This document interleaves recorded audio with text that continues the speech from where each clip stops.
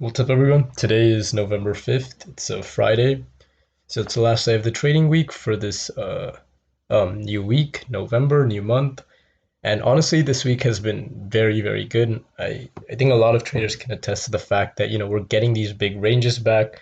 Tesla's finally making the moves it was making last year. A lot of these other stocks, stocks that we usually aren't trading are also making these, big moves. And, as a result, we're able to capitalize on them and, make good money. But anyways, I took 5 trades today. I know that seems like a lot, but I'll cover exactly why I took all 5 trades. 60% win rate today, 3 out of 5. So I'm going to cover all 5 of those trades. And before I do, I want to start off with the higher time frame for all 5 of those stocks.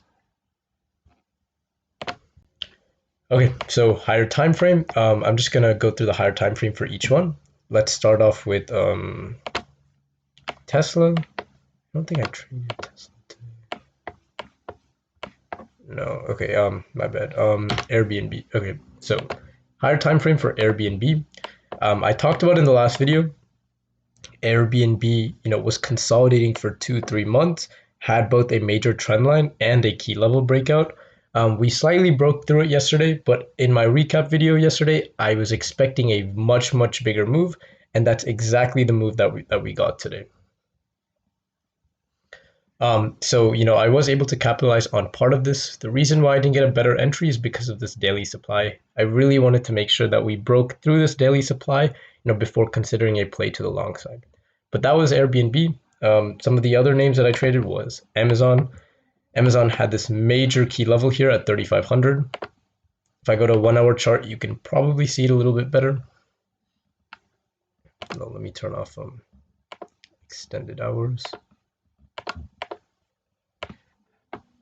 But 3,500, not only a psychological level, but acted as support, acted as resistance multiple times. Fast forward to yesterday, also acted as resistance. In addition to that, we also set up for a 4-hour RBR. So multiple confirmations leading this breakout. So that was Amazon. 4-hour supply was the final target. What else did I trade? Did I take coin today? Yeah, I did take coin today. So coin, very similar thesis to some of these other ones. Recently caught momentum, was consolidating on the 1 hour. This 354.2, 354.3 level was a major key level. So my plan was just to take a break of that, targeting higher prices such as 350 and this big 1 hour supply at 380. And last but not least, we have mRNA. So mRNA, gapped down on some news. Wasn't sure what it was, but mRNA was showing a lot of weakness. So my plan on the higher time frame, no major technical levels or anything like that. My plan was just to, capitalize on a momentum move towards the downside. So that was my thesis for all 5 plays. So now let's dive into each play individually. Let's start off with Airbnb. So as I said on the higher time frame, I really, really wanted us to break out of this daily supply before considering a play. We did have pre-market high, which was pretty much my only technical level in this area. I waited for us to break through the daily supply. Then all I simply did was I took a break of this high of day. I entered slightly before high of day, 3 contracts. I did size down a bit because it is a Friday.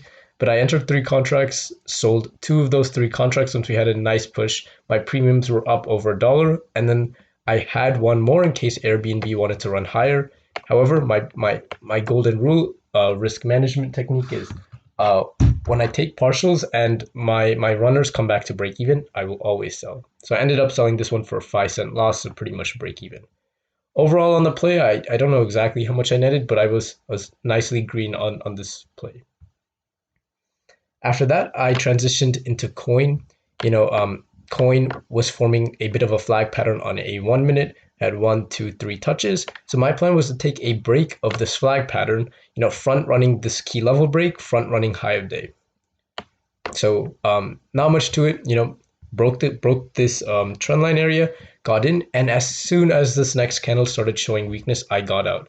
So I mean, this trade was a 15 to 20 second trade. A lot of you might be confused saying, why did I not wait for a 5 minute, candle close? And this is exactly why I didn't wait for a 5 minute candle close. My premiums would have got killed. I took like a 15-cent loss on this trade. So this is nothing compared to the winner on Airbnb. But this goes to show why I kind of switched over into selective scalping. I have a list of things I want to cover at the end, so I'm going to explain it a little bit more. But one of the main factors was risk, and this is a clear example of go quick or get out. Next, I took Amazon. I really, really wanted to catch this breakout. However, I missed it because I was watching something else. I wasn't sure what it was, but I think I was watching Coin off the open. But I didn't expect Amazon to break today, and Amazon had this massive rally, was not able to capitalize on this first push up. But all I did was, I waited for a flag pattern above my key level. I knew 4 hour supply would act as a magnet, so I just took the break of this flag.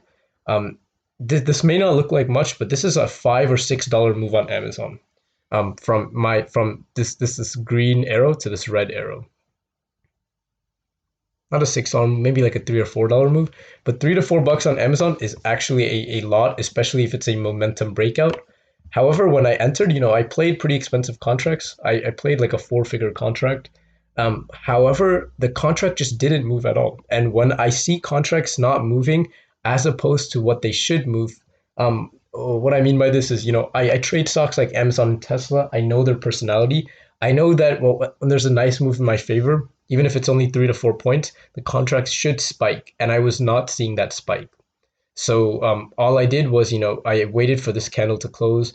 As soon as I started seeing a bit of weakness, I got out for a very, very small gain. I think it was like a $20 or $30 gain on a very, very expensive contract. Um, it happens. I had the plan, I had the thesis. It just didn't go in my way. Or it did go in my way. The premiums just did not go in my way. And then I think this pullback here, even though it looked like it would have been back to my entry point, this pullback here, dropped premiums over $3. So that is a big, big crush. Um, um, it is a Friday. I like to be a little bit more protective, so I do take profits a bit quicker. So not a big win out of this, but I gave it the chance. Didn't go as I wanted it to, so I got out.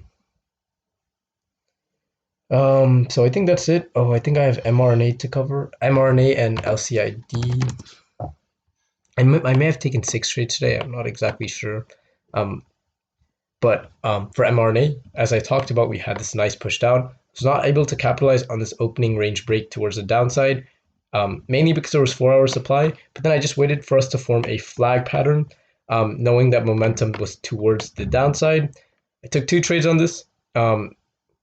Took the break of the flag here, stopped out, and then re-entered and got a nice win. So this is another point I'm going to cover later. My winners will always outweigh my losers, and mRNA is a clear example of that. This second trade netted me more than I lost on the first trade. I'm not sure exactly how much I made and lost on each one, but overall on mRNA, I was green for the day on this stock. One slight improvement, though, as I journal, as I review my trades when the market closes, which is another point I will go over. But one thing I did notice is mRNA did have a wider spread, and I marketed in, which can be risky at times. So one thing I journaled was limit in on wider spreads, and if you miss out on the move, it is okay. So that was mRNA. I did take one more, which I didn't cover in. Wow, this had a nice move. LCID. But I was watching this level on LCID right here. Clear resistance, clear as day, 37.6, 65. So if you go to a 1 minute chart, pulled back, then as we started moving up, I wanted to catch this breakout. For some reason, I don't know why I didn't enter as we broke here. I think I was telling myself it was a bit too extended. In reality, it wasn't. This should have been the ideal entry, looking back at it now. But I did wait for us to form a flag, entered right here after I saw some consolidation,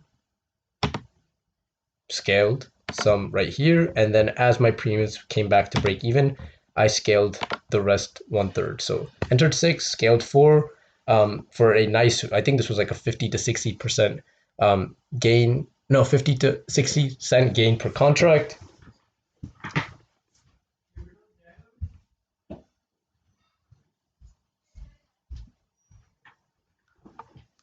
But I did get a nice move out of these four contracts and sold the last two for break even. So very very standard stuff according to my strategy. I did end up missing out on this move up, and a lot of people may be questioning, with the strategy, how are you going to capitalize on these much bigger moves? And I will go over that in the end. Okay, but as opposed to trade recap wise, these are all the trades I took. I think it was six. I'm not sure. It was either five or six. Ended the day up pretty green, so that is good. But now I want to go over a couple of things. Somebody mentioned you are trading a little bit less selectively, and I want to go over all of that. But a couple of things I wrote down. One of the main problems with the strategy could be over trading, and the best way to combat that is if I notice myself taking more than like 5 6 trades, it's better to just call it a day, because in the end my goal is to be consistent, and that leads into my next point. My main goal is consistency. So if sometimes that means I miss out on bigger moves. If a big move happens at 1 p.m., 2 p.m., that's okay. There's always going to be opportunities. After that, I wrote, if I nail one good setup, if I get a really, really good win out of one setup, probability and statistically wise, I'm better off just calling it. And another thing is, if I'm trading later on in the day, I need to ask myself, is a setup really that good for me to be trading that this late in the day? So now I'm going to go into a couple of other points, which kind of pertains to my own old strategy. This isn't really a new strategy. It's kind of just like a minor tweak, which has been working out a lot better. But one thing is, I journaled, and I noticed that in some of my old trades, I would wait for these 5 minute candle closes. And then if it didn't work, I would blame it on something like volume. I would blame it on, this wasn't a good key level, or I would give it some excuse. And then I realized that, the market is just composed of infinite variables, and I'm not going to nail every single trade, which is perfectly fine. But if I understand that, then I need to keep my risk tight, and that's exactly what I'm doing here. Also wrote, limit in on wider spreads, cover that in mRNA. And last but not least, if you take a big loss, the very, very good thing about the strategy is that I can pretty much never take a big loss as long as I, continue to make the right logical decisions, because my risk is so tight. But if I do take a big loss, then, just step back, understand that, wrench trading is not going to get my money back, but I have a good understanding of that already. But for November 5th, these were all my trades. These were a couple of lessons I wanted to cover in the end. The main being that market is composed of so many variables that my job isn't to predict all, but if I keep my risk tight, I should be good.